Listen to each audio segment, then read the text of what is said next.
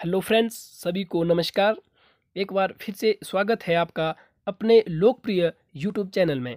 आप जानते हैं कि हमने 1000 एमसीक्यू की सीरीज़ शुरू की है एचपी टेट एग्जामिनेशन 2021 के लिए। आप जानते हैं कि ये series arts, non medical, medical, JBT, LT सभी तरह के टेट के लिए इक्वली इम्पॉर्टेंट है। इसमें हम जो सब्जेक्ट कवर करने वाले हैं वो है social study, physics, chemistry, maths, Hindi, English, psychology, Himachal GK और इंडिया का जीके। सोशल स्टडी में हम डिस्कस करेंगे हिस्ट्री, इंडिया की हिस्ट्री, जियोग्राफी, इकोनॉमिक्स और पॉलिटिकल साइंस। तो एक बहुत ही इंपॉर्टेंट सीरीज़ है ये, जो है ये पार्ट 3 है। इससे पहले हमने 2 वीडियो ऑलरेडी बनाई है। अगर आपने वो वीडियो नहीं देखी है तो आप चैनल को सब्सक्राइब कर लें और उसके बाद हमारे चैनल को विजिट कर लें। आपको वो वीडियो हमारे चैनल में मिल जाएगी। ये टॉप 30 एमसीक्यू आज हम डिस्कस करने वाले हैं। ये best video for HP TET arts, इसके अलावा अदर सेक्शन के लिए भी ये इंपॉर्टेंट है, मेडिकल, नॉन मेडिकल, एलटी और जेबीटी वालों के लिए भी। आज हम जो बेसिकली हमारा कंटेंट रहेगा आज की वीडियो का, वो सोशल स्टडी के तीनों सेक्शन, हिस्ट्री, पॉलिटिकल साइंस और जियोग्राफी, और उसके साथ एचपीजी के भी हम आज कुछ ही क्वेश्चन डिस्कस करेंगे। और वीडियो को शुरू करने से पहले गाइज, अगर आपने अभी तक हमारे यूट्यूब चैनल को सब्सक्राइब नहीं किया है तो प्लीज़ यार चैनल को सब्सक्राइब कर लें, क्योंकि सब्सक्राइब करने से आपको एक तो नोटिफिकेशन रेगुलर मिलेगी और आप भी हमारी फैमिली के साथ जुड़कर हमें बहुत कुछ सिखा सकते हैं और हम भी आपके साथ बहुत सारी चीज़ें शेयर कर सकते हैं। तो प्लीज़ चैनल को ज़रूर सब्सक्राइब करें। अगर आपने चैनल ऑलरेडी सब्सक्राइब कर लिया तो वीडियो को शेयर करना बिल्कुल ना भूलिए। Okay friends, let's start the video. तो गाइज, आज का फर्स्ट क्वेश्चन और इस सीरीज का 41वां क्वेश्चन है, राजा कुंवर सिंह ने 1857 के विद्रोह में किस क्षेत्र का नेतृत्व किया था? तो सबसे पहले आपको ये पता होना चाहिए, 1857 की जो क्रांति हुई थी, जो मूवमेंट हुआ था, उसे महान क्रांति भी कहते हैं, क्योंकि 1857 की क्रांति के बाद ही देश में एक व्यापक परिवर्तन आया। अनेक जगह पर बड़े और व्यापक स्तर पर जो शासक राजा थे रियासतों के, उनने मिलजुल कर आवाज़ अंग्रेज़ों के खिलाफ उठाई और फलस्वरूप भारत को जल्दी ही आज़ादी मिल गई। बहरहाल इस क्वेश्चन की देखें तो इसका जो राइट आंसर है वो है option number D, Bihar. Guys, मैं आपको बता दूं, बिहार की उस प्रॉपर जगह का नाम है जहाँ से कुंवर सिंह ने नेतृत्व किया था भारतीय नायक के रूप में। वो जगह का नाम है जगदीशपुर। जगदीशपुर बिहार में एक जगह थी जहाँ से कुंवर सिंह ने भारतीय रियासत की तरफ से नेतृत्व किया था अंग्रेज़ों के खिलाफ। इसके अलावा यहाँ पे इलाहाबाद है। इलाहाबाद से जो है लियाकत अली ने नेतृत्व किया था, जबकि दिल्ली से बहादुर शाह जफर और बख्त खां ने सैन्य नेतृत्व किया था। इसके अलावा गाइज, आप जानते हैं झांसी की रानी लक्ष्मीबाई, मतलब रानी लक्ष्मीबाई ने झांसी से नेतृत्व किया था, जबकि लखनऊ से बेगम हजरत महल ने इसमें अपनी भूमिका निभाई थी। और गाइज, 1857 की क्रांति का नतीजा ही है कि समूह तक, जनमानस तक जो है इसका प्रभाव पड़ा और अंग्रेज़ों के खिलाफ एक नया मोर्चा खोला गया भारतीयों ने, और इससे जो है अंग्रेज़ी हुकूमत भी हिल गई थी, उस टाइम की ब्रिटिश गवर्नमेंट। और ये क्वेश्चन भी इस तरह से आता है कई बार कि उस टाइम कौन गवर्नर जनरल था, तो लॉर्ड कैनिंग जो थे वो उस टाइम इंडिया का गवर्नर जनरल था, लॉर्ड कैनिंग। तो ये चीज़ भी आपको पता होनी चाहिए गाइस, बहुत इंपॉर्टेंट क्वेश्चन है। आपके इस एक क्वेश्चन से ये बहुत सारे क्वेश्चन क्लियर हो चुके होंगे, आई होप, क्योंकि जो मैंने और बताया दिल्ली, लखनऊ इत्यादि का यहाँ से भी क्वेश्चन बनते हैं। इसके साथ ही एक चीज़ और है कि कानपुर का भी कई बार पूछ रहे थे कि कानपुर का नेतृत्व कौन कर रहे थे 1857 के विद्रोह के टाइम, तो वो है नाना साहेब और तात्या टोपे नामक जो सैन्य नेतृत्व किया था, इन लोगों ने कानपुर से किया था। तो इसी के साथ बढ़ते हैं नेक्स्ट क्वेश्चन की ओर।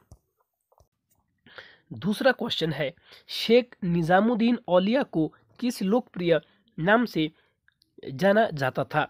तो जो शेख निज़ामुद्दीन औलिया है, इनको जो है ऑप्शन ए, महबूब ए इलाही के नाम से जाना जाता था। ये प्रसिद्ध थे इस नाम से, और जो ये सूफी आंदोलन के से संबंध रखते थे।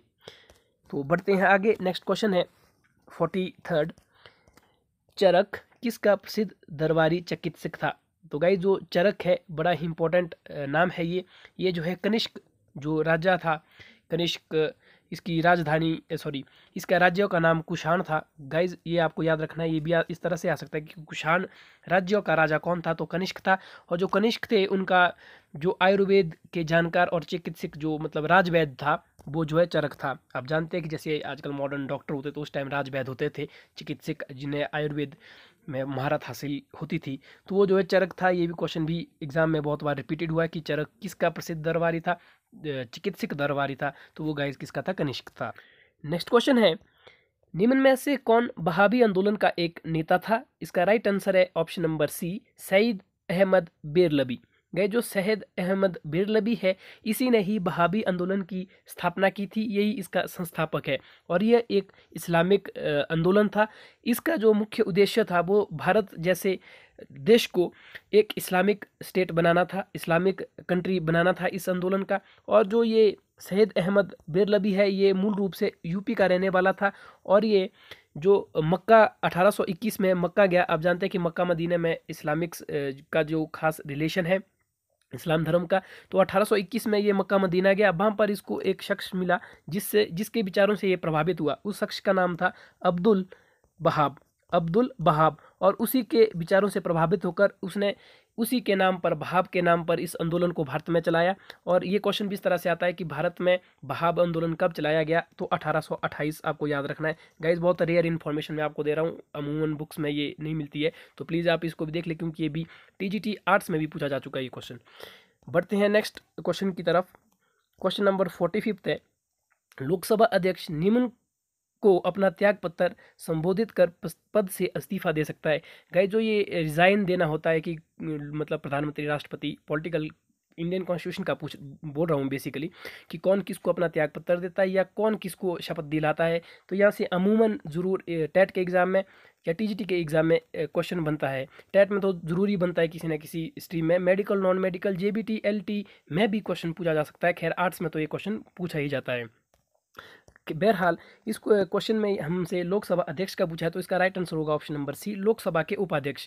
अगर गाइज लोकसभा, आप जानते हैं कि संसद का जो हमारी संसद है, इंडियन पार्लियामेंट, उसका जो निम्न सदन है लोकसभा, उसमें अध्यक्ष और उपाध्यक्ष होते हैं। इसका अपना सिंपल याद रखना, अगर इनका पूछे तो अध्यक्ष अपना पद का इस्तीफा जो है उपाध्यक्ष को देगा और उपाध्यक्ष जो है अध्यक्ष को देगा। मतलब इसमें रिवर्सिबिलिटी है, मतलब एक दूसरे के ही अपोजिट है। इसके अलावा यहाँ पे और ऑप्शंस, इनको भी हम डिस्कस कर लेते हैं। सबसे पहले है राष्ट्रपति। तो राष्ट्रपति जो है अपना जो रिजाइन है वो उपराष्ट्रपति को देगा, ये भी रिवर्स है, मतलब राष्ट्रपति उपराष्ट्रपति को देगा। और जो जो राष्ट्रपति है, राष्ट्रपति को शपथ कौन दिलाता है, तो ये आपको याद रखना है। तो chief justice of India, CGI, जो भारत के मुख्य न्यायाधीश होते हैं, वो राष्ट्रपति को शपथ दिलाते हैं। इसके अलावा प्रधानमंत्री भी बड़ा इंपॉर्टेंट नाम है, क्योंकि प्रधानमंत्री इंडिया में ताकतवर व्यक्ति होता है, राष्ट्रपति से भी ज़्यादा पावर प्राइम मिनिस्टर के पास होती है इंडिया के कॉन्स्टिट्यूशन में। तो जो प्रधानमंत्री है गाइज, प्रधानमंत्री का मैं बता दूं, तो प्रधानमंत्री को जो शपथ है वो राष्ट्रपति दिलाता है और ये अपना रिजाइन भी राष्ट्रपति के पास देता है। और इसके साथ ही मैं आपको बता दूं कि आर्टिकल 93 के अंतर्गत आर्टिकल 93 के अंतर्गत जो लोकसभा के अध्यक्ष की निर्वाचन प्रक्रिया का व्याख्यान दिया गया है। आप जानते हैं कि लोकसभा के जो अध्यक्ष और लोकसभा के मेंबर्स और राज्यसभा के मेंबर्स मिलकर अपने अपने सदनों में अध्यक्ष बनाते हैं। हालांकि गाइज राज्यसभा में जो पदेन अध्यक्ष होता है वो उपराष्ट्रपति होते हैं, ये आपको याद रखना है। इसके अलावा बढ़ते हैं नेक्स्ट क्वेश्चन की ओर। क्वेश्चन नंबर 46 है, भारत के राष्ट्रपति के विरुद्ध महाभियोग की कार्रवाई कौन प्रारंभ करता है? गाइज महाभियोग एक बहुत ही इंपॉर्टेंट शब्द है। महाभियोग होता है जब राष्ट्रपति को, भारत के प्रेसिडेंट को अपने पद से इस्तीफा देने के लिए प्रक्रिया शुरू की जाती है। अर्थात कोई राष्ट्रपति, मान लो कि भारत के, हमारा जो खूबसूरत देश है भारत, इसके जो अगर कॉन्स्टिट्यूशन के नियमों का उल्लंघन किया जा रहा है देश के राष्ट्रपति के द्वारा, तो उस पर महाभियोग की प्रक्रिया चलाई जा सकती है। तो उसका आपसे पूछा है कि ये जो इसकी कार्रवाई अगर ऐसा हुआ तो कहाँ पर इसकी प्रारंभ होगा, मतलब शुरू कहाँ से होगा ये प्रोसेस, केवल लोकसभा से, राज्यसभा से, या कोई भी सदन से, तो या कोई भी विधानसभा से? गाइज इसका एक प्रॉपर प्रोसीजर है, आपको याद रखना है कि जो इस महाभियोग की प्रक्रिया है ये जो होती है वो संसद का कोई भी सदन हो, तो इस राइट आंसर हो जाएगा ऑप्शन नंबर सी, कि संसद का कोई भी सदन हो, या लोकसभा हो, राज्यसभा हो, कहीं से भी इसकी प्रक्रिया शुरू हो जाती है। और मैं आपको बता दूं कि जो महाभियोग है, ये क्वेश्चन इस तरह से भी आ चुका है ये, कि आर्टिकल, मतलब आपसे पूछा जाएगा महाभियोग की प्रक्रिया कौन से आर्टिकल में दी है, तो आर्टिकल 61 जो है महाभियोग, राष्ट्रपति के विरुद्ध महाभियोग से संबंध रखता है। तो आपको याद रखना है आर्टिकल 61 किससे संबंधित है, तो महाभियोग से। इसके अलावा गाइज एक और एडिशनल इन्फॉर्मेशन आपको मैं दे दूं, 2/3 बहुमत होना चाहिए, तभी ही राष्ट्रपति अपना त्याग पत्र दे सकता है। अर्थात 2/2 जो बहुमत है वो लोकसभा में, और उसके बाद राज्यसभा में, मतलब राज्य और लोकसभा और राज्यसभा जो दोनों सदन है, दोनों सदनों से अगर 2/3 2/3 बहुमत मिल जाता है सांसदों का, तो जो है राष्ट्रपति को अपने पद से इस्तीफा देना पड़ता है। तो उससे राष्ट्रपति के विरुद्ध महाभियोग की प्रक्रिया शुरू होती है। बढ़ते हैं नेक्स्ट क्वेश्चन की ओर। संसद के संसदीय स्वरूप में वह सभी समकक्षाओं में प्रमुख है वो कौन है। यहाँ पे आपको एक स्टेटमेंट दी गई है, कॉन्स्टिट्यूशनली स्टेटमेंट, आपको एक ढंग से रीड करना है। In the parliamentary form of government he is the first among of the equals which is he. आपसे बोला गया है कि भारत के जो संविधान है, मतलब भारत के शासन के संसदीय स्वरूप में, गाइज यहाँ पे इस वर्ड को आप बिल्कुल गौर करिएगा, पार्लियामेंट्री फॉर्म। अगर यहाँ पे ऐसा बोला होता कि इंडिया का मतलब फर्स्ट अमंग द इक्वल, मतलब जो भारत का प्रथम नागरिक है, तो वो आपको पता है कि राष्ट्रपति होना था। भारत का या भारत के कार्यपालिका में अगर देखें तो राष्ट्रपति होता है देश का सबसे बड़ा नागरिक और सबसे उच्च नागरिक। लेकिन यहाँ पे बोला गया है कि इन द पार्लियामेंट्री फॉर्म, मतलब कि संसदीय स्वरूप में। तो गाइस संसदीय स्वरूप में जो प्रधानमंत्री होता है, ये इसका राइट आंसर हो जाएगा, क्योंकि यहाँ पे संसदीय स्वरूप का मतलब कि लोकसभा और राज्यसभा में, तो लोकसभा और राज्यसभा में जो है प्रधानमंत्री को ही मतलब सभी समकक्षाओं में प्रमुख माना जाता है, जबकि राष्ट्रपति को जो है देश में प्रमुख माना जाता है। और इंडिया के कॉन्स्टिट्यूशन में, इंडिया के सिस्टम में प्रधानमंत्री के पास ज़्यादा शक्तियाँ होती है as compare to Indian president. तो आई होप आप समझ रहे होंगे। बढ़ते हैं नेक्स्ट क्वेश्चन की ओर। नेक्स्ट क्वेश्चन है 48वां, और इसका क्वेश्चन है मंत्रिपरिषद संयुक्त रूप से किसके प्रति उत्तरदायी होते हैं। गाइस जो काउंसिल ऑफ मिनिस्टर होती है, वो आपसे पूछ रहा है कि वो किसके प्रति ज़्यादा उत्तरदायी होती है। तो उसका आंसर है लोकसभा के प्रति। जो लोकसभा है गाइस, उसके प्रति जो मेंबर ऑफ पार्लियामेंट है, उनकी जो काउंसिल होती है, परिषद होती है, वो ज़्यादा उत्तरदायी होते हैं, रिस्पॉन्सिबल होते हैं। बढ़ते हैं नेक्स्ट क्वेश्चन की ओर। क्वेश्चन है संविधान सभा द्वारा भारत के संविधान को डैश को अंगीकृत किया गया, मतलब कि इंडिया के कॉन्स्टिट्यूशन को कॉन्स्टिट्यूशन असेंबली के द्वारा कब अडॉप्ट किया गया, अंगीकृत किया गया। तो गाइज इसका राइट आंसर है सी। सभी जानते हैं कि 26 नवंबर 1949 को भारत के संविधान को संविधान सभा द्वारा अडॉप्ट किया गया था, अर्थात अंगीकृत किया गया था, एक्सेप्ट किया गया था। ध्यान रहेगा, इस लागू नहीं किया गया था, देश में लागू नहीं किया गया था। इसको लागू जो किया था वो 26 जनवरी 1950, जो ऑप्शन डी है, 26 जनवरी 1950 को किया गया था। इसी के फलस्वरूप 26 जनवरी को रिपब्लिक डे मनाते हैं। जबकि 15 अगस्त 1947 यहाँ पे एक डेट दी है, तो आप सभी जानते हैं कि 15 अगस्त 1947 को देश में इंडिपेंडेंस गेन की थी। तो 1947 को जो है स्वतंत्र 15 अगस्त 1947 को इंडिपेंडेंस होने के कारण हर साल आप जानते हैं कि 15 अगस्त को इंडिपेंडेंस डे मनाया जाता है, स्वतंत्रता दिवस। तो ये भी आपको याद रखना है। टेट में गाइज ऐसी ही मतलब कॉमन चीज़ें पूछी जाती है, जैसे देखो ये कितना इजी क्वेश्चन है, छोटे बच्चे भी इसका आंसर बता सकते हैं। तो ऐसी मतलब नॉर्मल चीज़ें भी टेट में पूछी जाती है, और कहीं पर बहुत डीप क्वेश्चन भी पूछे जाते हैं, तो ये आपको बिल्कुल याद रखना है। ये सीरीज़ गाइज बहुत इंपॉर्टेंट होने वाली है। अगर आप इसको पूरा देखते हैं, पूरे 1000 क्वेश्चन हमारे साथ जुड़कर आप देखते हैं, तो प्लीज़ ये मतलब नेचुरल है कि आपके लिए ज़रूर इससे हेल्प मिलेगी, क्योंकि ये प्रीवियस ईयर क्वेश्चन है। मैंने आपको पहले भी बताया था प्रीवियस वीडियोस में कि टेट में क्वेश्चन ज़्यादातर रिपीटेड होते हैं। तो यहीं से आप खुद आइडिया लगा सकते हैं कि अगर 30 में से 5 क्वेश्चन भी रिपीट होते हैं तो वो भी बहुत बड़ी हेल्प होगी आपके लिए। तो आई होप आप समझ रहे होंगे। बढ़ते हैं नेक्स्ट क्वेश्चन की ओर।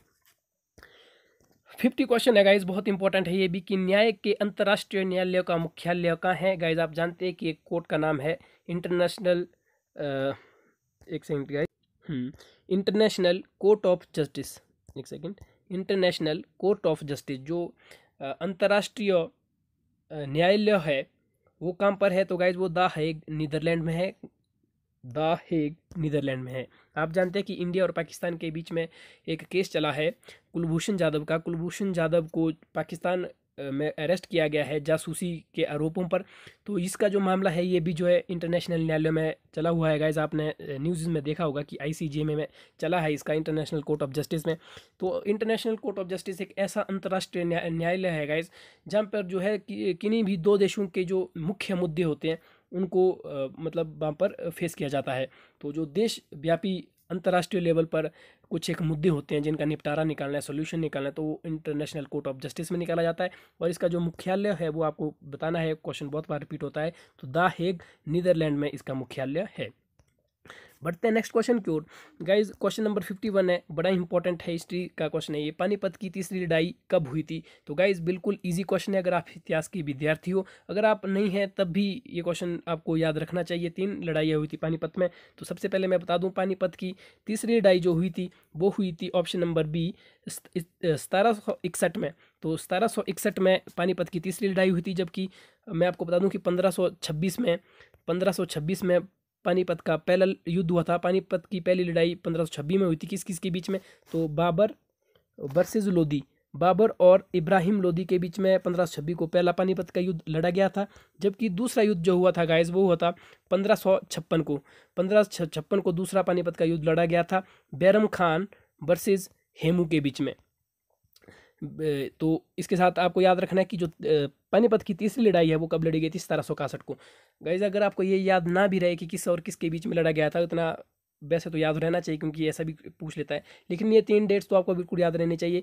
1526 पहला पानीपत का युद्ध, 1556 दूसरा पानीपत का युद्ध और 1761 पानीपत की तीसरी लड़ाई। क्योंकि गाइज यहाँ से क्वेश्चन जरूर बनता है। देखो आपको सिंपल डेट याद रखनी है, 1 नंबर आपका बिल्कुल कन्फर्म है। गाइज आप 1 नंबर को बिल्कुल ही कम ना समझे, क्योंकि यार आप तो भाभी अध्यापक बनने जा रहे हैं। तो आपको पता है कि अगर मान लो 90 नंबर जो है एलिजिबिलिटी क्राइटेरिया, अगर आपके 89 आ गए तो आपका जो पूरा आपने मेहनत किया है टेट के लिए वो बेकार हो जाता है। क्योंकि इसमें एक नंबर आप समझ रहे हैं ना मैं क्या बोल रहा हूँ। अगर आपके 89 आए, भगवान ना करें ऐसा आप क्लियर हो, ऐसी हम दुआ करते हैं।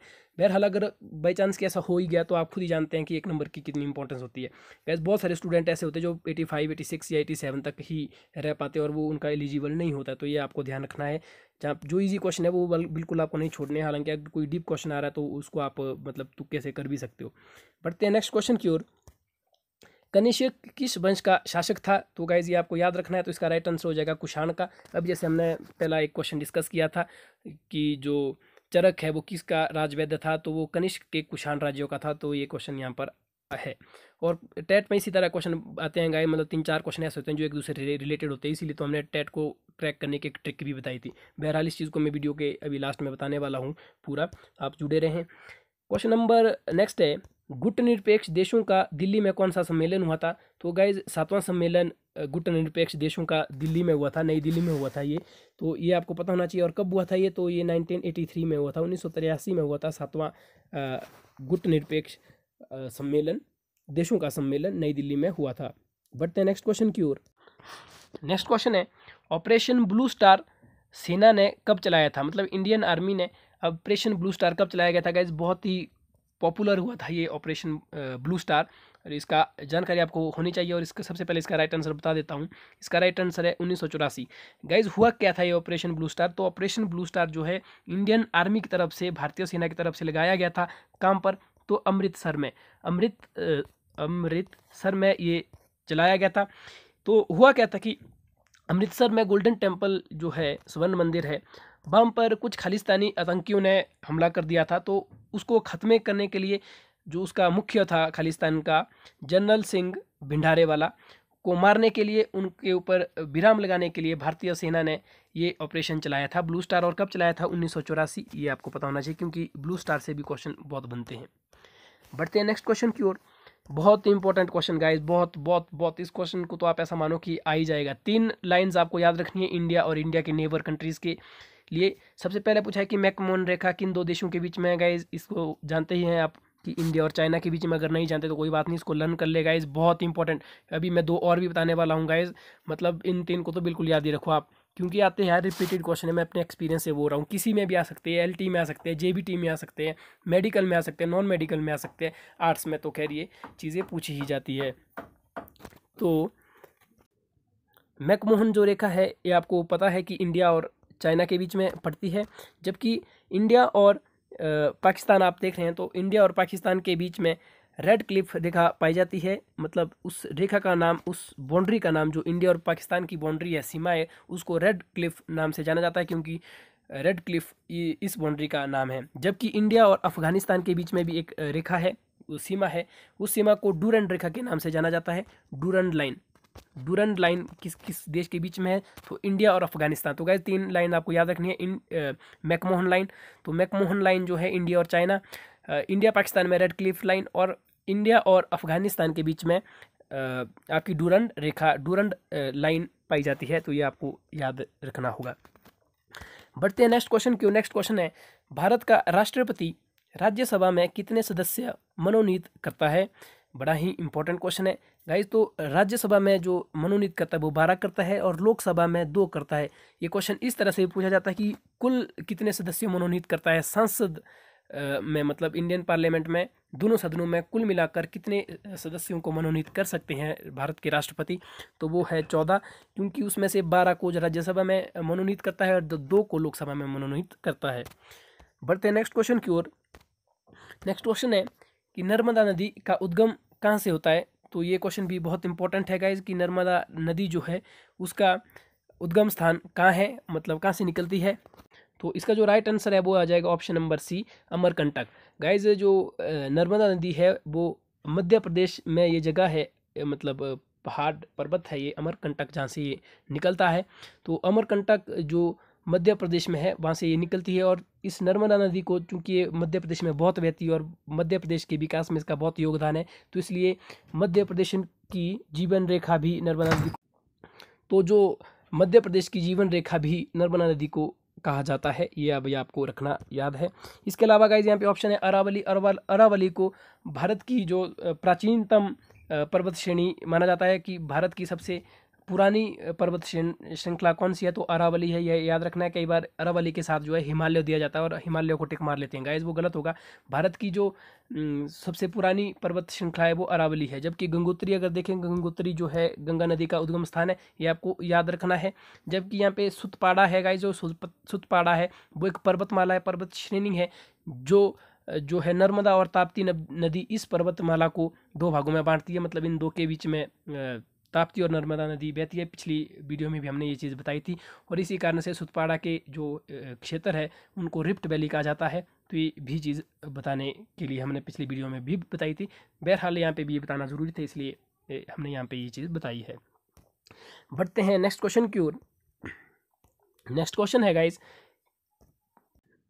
तो क्वेश्चन है ग्रीष्म ऋतु में, मतलब समर सीजन में, उत्तरी मैदानों में बहने वाली पवनों को क्या कहा जाता है? तो गाइज जो गर्म ऋतुओं में गर्म हवाएं चलती है उनको लू कहा जाता है। ऑप्शन नंबर सी, लू कहा जाता है। और मानसून होता है कि जब बरसात का सीज़न शुरू होता है तो उस टाइम जो क्लाइमेट में चेंज होते हैं उसमें मानसून कहते हैं। तो ये चीज़ भी आपको याद होनी चाहिए। तो लू जो है वो ग्रीष्म ऋतु में उत्तरी मैदानों में चलने वाली विंड्स को कहा जाता है। नेक्स्ट क्वेश्चन है गाइज, प्लासी का युद्ध लड़ा गया था। तो आप जानते हैं पिछले कल भी हमने ये क्वेश्चन डिस्कस किया था, उसका राइट आंसर है 1757।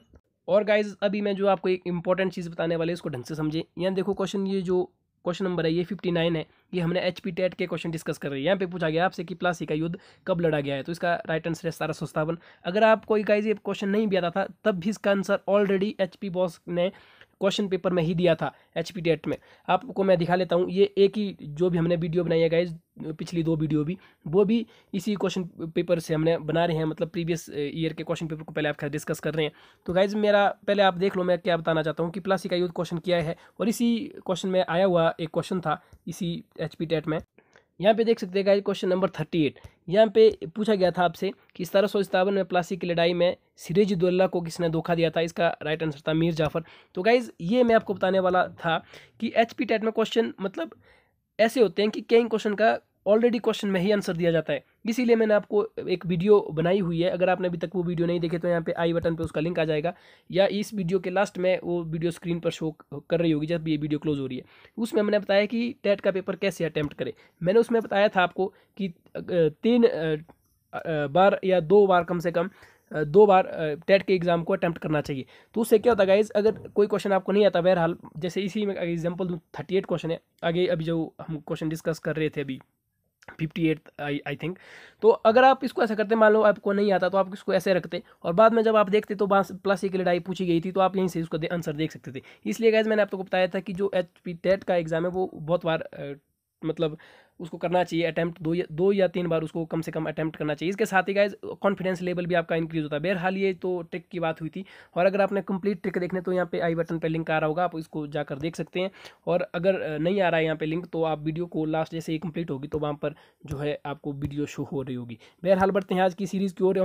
मेरा यहाँ पर बताने का लक्ष्य एक ही है गाइस, सॉरी फ्रेंड्स, कि जो है आपको किस तरह से टेट का एग्ज़ाम अटैम्प्ट करें। क्योंकि गाइस बहुत सारी इन्फॉर्मेशन, अगर मैं आंसर ना भी बताऊं तो मतलब इन्फॉर्मेशन बहुत सारी एक क्वेश्चन की दूसरे क्वेश्चन में दी होती है। ये मेरा एक्सपीरियंस से बोल रहा हूँ गाइस, इसलिए मैंने आपको वो चीज़ बताई थी। कंप्लीट वीडियो आप जरूर देखें गाइस, बहुत ही हेल्पफुल है अगर आप इस बार टेट का एग्ज़ाम देने जा रहे हैं।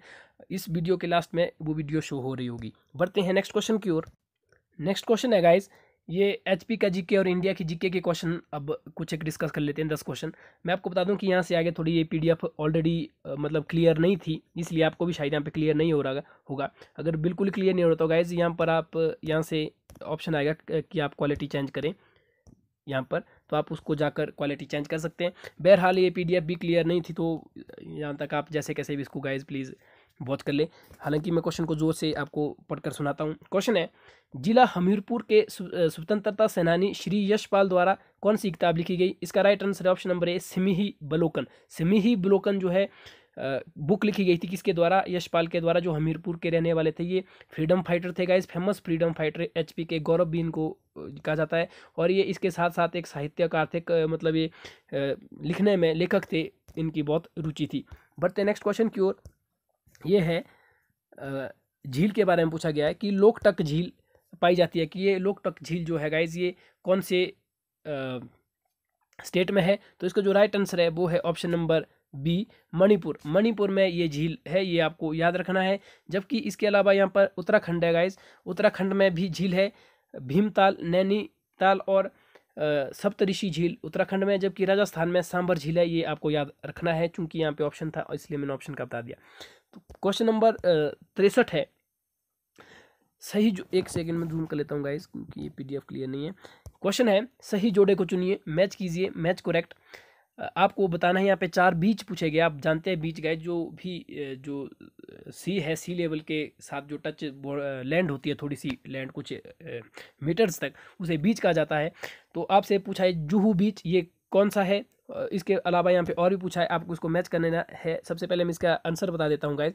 इसका जो आंसर है वो है ऑप्शन नंबर सी। जो ऑप्शन नंबर सी है ये इसका राइट आंसर है, यहाँ पे आप देख सकते हो। इसका मैं बता देता हूँ, जुहू बीच जो है वो महाराष्ट्र में है, ये आपको याद रखना है, जुहू बीच। तो जुहू बीच जो महाराष्ट्र में है, जबकि कोवालम बीच जो है गाइस ये है केरला में। जबकि डोनापुलाव बीच जो है, डोनापुलाव बीच है गोवा में। और मेरीना बीच गाइस, जो मेरीना बीच है ये तमिलनाडु में है, ये आपको याद रखना है। ये भी एग्जाम में पूछा जा सकता है, ये क्वेश्चन प्रीवियस ईयर में आया होता है, ये भी हमने डिस्कस कर लिया। नेक्स्ट क्वेश्चन है, मिजोरम राज्य में कौन सा नृत्य लोकप्रिय है? गाइस ये लोकप्रिय नृत्य आपको आना चाहिए अलग अलग स्टेट के, यहाँ से जरूर क्वेश्चन बनता है। टेट के आर्ट्स के टेट में तो जरूरी बनता है, अगर आप आर्ट्स के स्टूडेंट है, आर्ट्स में तो जरूरी पूछा हर साल। बहरहाल अगर आप और के टेट की तैयारियां करें तब भी पूछा जाता है, तो उतना इंपॉर्टेंट नहीं है as compare to arts. Arts का तो जरूर पूछा जाता है लोक नृत्य। तो मिजोरम का पूछा है, सबसे पहले मैं इसका आंसर बता देता हूँ, उसके बाद और ऑप्शन को भी डिस्कस करेंगे। इसका जो राइट आंसर है वो है ऑप्शन नंबर डी, चेरा। गाइस जो ये चेरा है, चेरा या चेरा, ये जो है ये मिजोरम का लोक नृत्य है। जबकि यहाँ पे भारतनाट्यम दिख रहा है गाइज, आप जानते हैं भारतनाट्यम तमिलनाडु का है। जबकि बॉल नहीं है गाइज, ये बाउल है, थोड़ा टाइपिंग मिस्टेक है, बाउल है यहाँ पे BALW। बाउल जो है गाइज ये पश्चिम बंगाल का लोक नृत्य है। जबकि यहाँ पे कथक है, कथक आप जानते हैं कि उत्तर प्रदेश का शास्त्रीय लोक नृत्य है, ये भी आपको याद रखना है। बढ़ते हैं नेक्स्ट क्वेश्चन की ओर। नेक्स्ट क्वेश्चन है, भारत में महाविपदा प्रबंध बिल की प्रस्तावना कौन से वर्ष में हुई थी? तो इसका जो राइट आंसर है वो है ऑप्शन नंबर ए, 2005 में हुई थी। बढ़ते हैं नेक्स्ट क्वेश्चन की ओर। क्वेश्चन नंबर 66 है, सुल्ताना का स्वप्न नामक कहानी का लेखक कौन है? सुल्ताना का स्वप्न नामक कहानी, इस तरह के पूछा जाता है, किसी बुक का ऑथर जरूर पूछा जाता है। तो ये भी थोड़ा लर्न के लिए डिफिकल्ट होता है, क्योंकि बहुत सारी बुक से होती है, बहुत सारे ऑथर होते हैं, तो उनको आइडेंटिफाई करना मुश्किल होता है। इसमें थोड़ा आप आइडिया लगा सकते हो। इसका जो राइट आंसर है वो option number B, Rukaiya Sakhawat Hussain ने ये बुक लिखी थी। बढ़ते हैं नेक्स्ट क्वेश्चन की ओर। 67वां क्वेश्चन है हमारी सीरीज का, ये विश्व का कौन से मरुस्थल सबसे सूखा है? तो क्या ये क्वेश्चन थोड़ा गलत था, इसके ऑप्शन दोनों बी और सी करेक्ट, और बोर्ड ने भी इसमें ग्रेस मार्क दिया है, बी और सी दोनों राइट आंसर थे। तो ये विश्व के 2 सूखे मरुस्थल है, ये अरेबियन और इसके साथ अटाकामा, ये 2 सूखे मरुस्थल है। इसके अलावा सहारा जानते हैं आप कि वर्ल्ड लार्जेस्ट डेजर्ट है, दुनिया का सबसे बड़ा मरुस्थल है, जबकि थार यहाँ पे दिख रहा है आपको, थार भारत का सबसे बड़ा मरुस्थल है। 3 मरुस्थल आपको याद रखने जो टेट में बार बार पूछे जाते हैं। सबसे पहले सहारा, दुनिया का सबसे बड़ा मरुस्थल, थार भारत का सबसे बड़ा मरुस्थल, और इसके अलावा होता है गाइज एक गोबी, जो गोबी है, गोबी एक एशिया का सबसे बड़ा मरुस्थल है। ये 3 पूछे जाते हैं एग्जाम में, ये आपको याद रखना है। नेक्स्ट क्वेश्चन है, भारतीय रिजर्व बैंक का मुख्यालय कहाँ अव्यवस्थित है? तो इसका हेडक्वार्टर जो है वो गाइज कहाँ पर है? मुंबई में है। आप जानते हैं कि आरबीआई जो है इसको भारत का केंद्रीय बैंक भी कहा जाता है और इसकी स्थापना 1935 में हुई थी। ये 3 क्वेश्चन आपको बता दिए। 1935 वाला ये बहुत बार पूछा जाता है आरबीआई। अभी तो टीजीटी कमीशन में ये क्वेश्चन पूछा गया था कि भारतीय रिजर्व बैंक की स्थापना कब हुई थी, तो 1935। टेट में भी ये क्वेश्चन बहुत बार रिपीटेड है। बढ़ते हैं नेक्स्ट क्वेश्चन की ओर। किसे नागरिक, एक सेकेंड गाइस, किसे भारतीय नागरिक उड्डयन का पिता कहा जाता है? तो इसका जो राइट आंसर है वो है option number B, JRT Tata को भारतीय नागरिक उड्डयन का पिता कहा जाता है। नेक्स्ट क्वेश्चन है और आज का लास्ट क्वेश्चन है गाइज, ये मॉस्किटो शब्द किस भाषा से लिया गया है? तो गाइज जो ये मॉस्किटो है, ये जो शब्द है ये स्पेनिश भाषा से लिया गया है और इसका जो आंसर मीनिंग होता है वो होता है जो मादा मच्छर है उसके लिए प्रयोग किया जाता है। तो गाइज अभी तक हमने 70 क्वेश्चन अपनी 1000 सीरीज़ के कर लिए। इसके बाद हम ये क्वेश्चन सभी करेंगे, HP का GK भी करेंगे, हिंदी इंग्लिश वो सभी करेंगे, साइकोलॉजी करेंगे। और साइंस वालों के लिए मैं मैसेज देख रहा था, हमारे एक एक्टिव मेंबर ने कहा था कि फिजिक्स, केमिस्ट्री और मैथ्स की MCQ भी आपके साथ डिस्कस करने को। तो आपकी हर एक जो भी आपका हुक्म होगा उसको हम ज़रूर फॉलो करेंगे। बस आपके सहयोग की ज़रूरत है, आपके साथ की ज़रूरत है। आप वीडियो को लाइक करें और इस वीडियो को शेयर करें ताकि हम आपके लिए और बेहतर कंटेंट पेश कर सकें। तो ओके गाइज, आज के लिए इतना ही। मिलते हैं नेक्स्ट वीडियो में। आपके वीडियो के ऊपर एक वीडियो शो हो रही, उसको आप देखकर टेट के बेस्ट ट्रिक सीख सकते हो कि किस तरह से आप टेट कंप्लीट कर पास या क्वालिफाई कर सकते हो। तो क्या गाइज, आज के लिए इतना ही। मिलते हैं नेक्स्ट वीडियो में।